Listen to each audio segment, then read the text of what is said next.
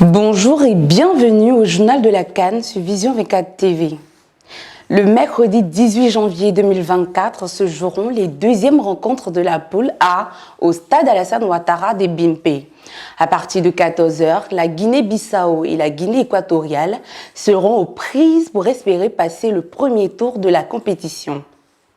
Dans la poule B, le Ghana défait 2-1 par le Cap-Vert croisera le fer avec l'Égypte qui recherchera absolument une victoire après le match nul face à la Mozambique. Les éléphants de Côte d'Ivoire, après leur première victoire face à la Guinée-Bissau, tenteront d'arracher les 3 points face aux Super Eagles du Nigeria qui ont fait match nul contre la Guinée équatoriale. Une victoire qualifierait les Pachidem pour le second tour. Une conférence de presse avant match a été animée par Jean-Louis Gasset avec à ses côtés Max Alain Gradel le mercredi 17 janvier 2024 au Palais de la Culture de Trècheville. Le coach des éléphants a salué la performance de ses poulains, puis a indiqué que la Côte d'Ivoire jouera son va-tour pour l'emporter face au Nigeria qui, selon lui, comporte des individualités à surveiller. C'est vrai que sur le papier, le Nigeria a peut-être le plus de talent dans son effectif et ils ont une panoplie pour faire différentes équipes avec bien sûr Osimhen, le monsieur plus de cette équipe.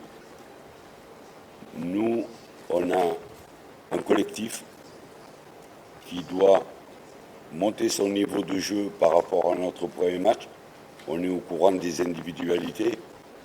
On a essayé de travailler comme il faut et on va proposer un match intense au Nigeria. La Côte d'Ivoire affrontera le Nigeria. Pour le décryptage du match, je vous laisse avec Alain Boisbré. L'invité de la CAN, c'est maintenant.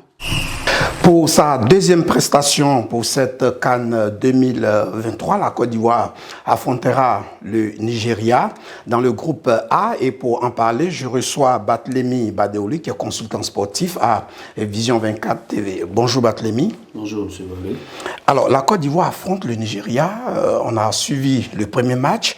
La Côte d'Ivoire a battu la Guinée-Bissau. Mais est-ce que ce commando de Jean-Louis Gasset pourra arriver à bout de cette équipe du Nigeria? Avec tout ce travail fait par Jean-Louis Gasset avant donc, cette CAN, je pense que ce commando est prêt pour arriver à bout de cette formation. Mais il faut retenir qu'après la victoire de la Côte d'Ivoire qui donne donc des chances à cette équipe, le Nigeria a été donc coincé par le match nul face à la Guinée équatoriale et cette équipe voudra rattraper son retard pour la suite de la compétition. On pourrait dire que donc c'est un match qui sera très enlevé. Un match épique parce que les deux formations de grandes équipes de football voudront donc arracher les 3 points. Mais on peut envisager aussi une victoire du Nigeria. C'est possible puisque chaque équipe est venue chercher la victoire. Pour avancer, il faut la victoire.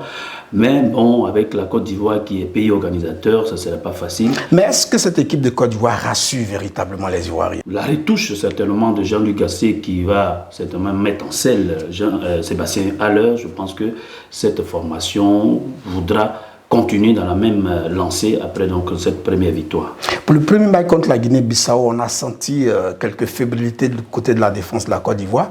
Est-ce que pour ce match-là, des retouches au niveau de la défense ne sont pas nécessaires? Certainement, Jean-Luc Gasset ne voudrait pas encaisser et donc il a certainement donné des instructions pour que cette défense puisse prendre toutes les responsabilités parce que connaissant Victor Osimhen du Nigeria, je pense qu'il a certainement donné à ses poulains les rudiments pour barrer les velléités certainement de cette formation du Nigeria.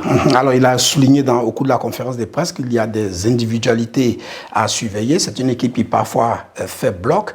Alors qu'est-ce qui pourrait donc au niveau de la Côte d'Ivoire peser dans la balance pour que nous puissions remporter ce match? Je pense que l'attaque devra être organisée à partir donc du milieu de terrain. Il faut que Seko Fofana soit percutant, mais il faut jouer avec les côtés puisque le Nigeria a un football direct.